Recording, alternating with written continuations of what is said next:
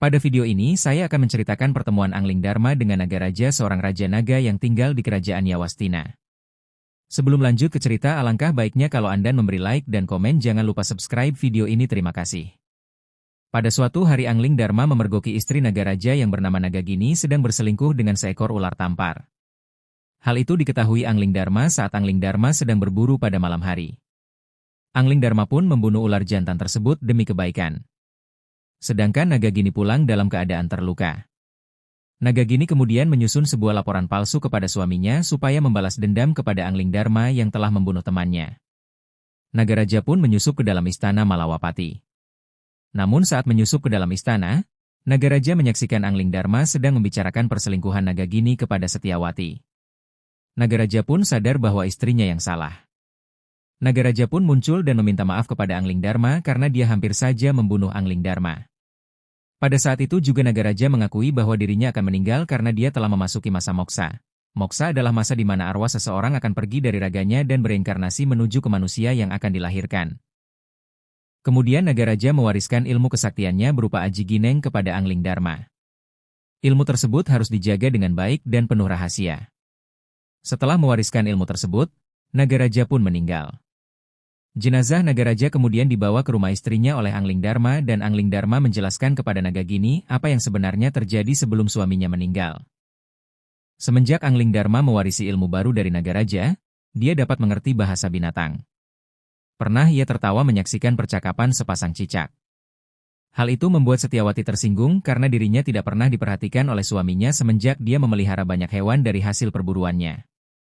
Angling Dharma menolak berterus terang karena terlanjur berjanji akan merahasiakan Aji Gineng. Hal itu membuat Setyawati bertambah marah. Setyawati pun memilih bunuh diri dalam api karena merasa dirinya tidak dihargai lagi oleh Angling Dharma. Angling Dharma berjanji lebih baik menemani Setyawati mati, daripada harus membocorkan rahasia ilmunya. Ketika upacara pembakaran diri digelar, Angling Dharma sempat mendengar percakapan sepasang kambing. Dari percakapan itu, Angling Dharma sadar kalau keputusannya menemani Setyawati mati adalah keputusan yang tidak tepat dan bisa merugikan rakyat banyak. Setelah kematian istrinya yang tragis, Angling Dharma menjalani hukuman buang untuk beberapa waktu sebagai penebus dosa. Hukuman itu merupakan permintaan dari rakyatnya sendiri.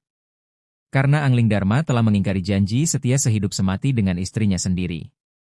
Walaupun Angling Dharma dihukum, dia tetap tidak lengser dari kursi rajanya. Kemudian Angling Dharma menitipkan istananya kepada Batik Madrim selama dia menjalani hukuman.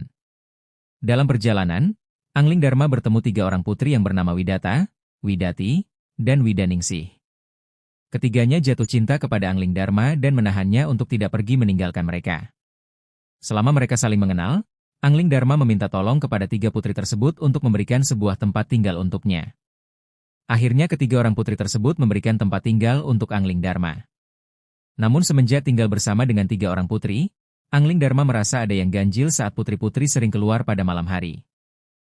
Kemudian Angling Dharma menyamar sebagai sosok burung gagak untuk menyelidiki kegiatan rahasia ketiga putri tersebut. Ternyata setiap malam mereka selalu berpesta makan daging manusia. Akhirnya kecurigaan Angling Dharma sudah terbukti. 3 orang putri tadi merupakan penyihir yang suka memangsa manusia sebagai makanannya. Saat Angling Dharma ketahuan sedang mengintip kegiatan mereka yang sedang makan daging manusia, Angling Dharma pun berselisih dengan mereka. Namun kekuatan Angling Dharma masih dapat dikalahkan oleh 3 orang penyihir.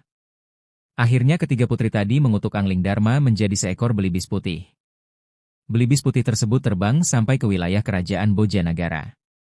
Di sana, ia dipelihara seorang pemuda desa bernama Jaka Geduk. Jaka Geduk terkejut saat dia mengetahui belibis putih mampu berbicara kepadanya. Pada saat itu, Dharmawangsa yang sebagai Raja Bojanagara sedang bingung menghadapi pengadilan yang dimana kasusnya merupakan seorang wanita bernama Bermani mempunyai 2 orang suami yang berwujud sama dan bernama sama, yaitu Bermana. Kemudian pemuda desa tadi datang sambil membawa belibis putih untuk membantu Raja dalam mengadili Bermani. Atas petunjuk belibis putih, Jaka Geduk berhasil membongkar Bermana palsu kembali ke wujud aslinya, yaitu Jin Wiratsangka. Atas keberhasilannya itu, Jaka Geduk diangkat sebagai hakim negara. Sedangkan belibis putih diminta sebagai peliharaan putri Raja Bojanagara yang bernama Ambarwati. Keberhasilan Prabu Angling Dharma. Walaupun Angling Dharma telah berwujud belibis putih, dia sebenarnya bisa berubah ke wujud manusia pada malam hari saja. Namun Angling Dharma merahasiakan kelebihannya itu kepada siapapun kecuali Ambarawati. Setiap malam ia menemui Ambarawati dalam wujud manusia sehingga mereka berdua saling jatuh cinta. Mereka akhirnya menikah tanpa sepengetahuan orang tua Ambarawati. Dari perkawinan itu Ambarawati pun mengandung. Inilah kisah cerita Angling Dharma yang bertemu naga raja hingga bertemu 300 siluman dan dia dikutuk menjadi burung belibis putih. Saya ucapkan terima kasih Anda menonton video ini sampai terakhir. Jangan lupa like dan komen serta subscribe video ini. Terima kasih, semoga Anda sehat selalu dan diberi rizki yang melimpah oleh Allah Subhanahu wa Ta'ala. Amin.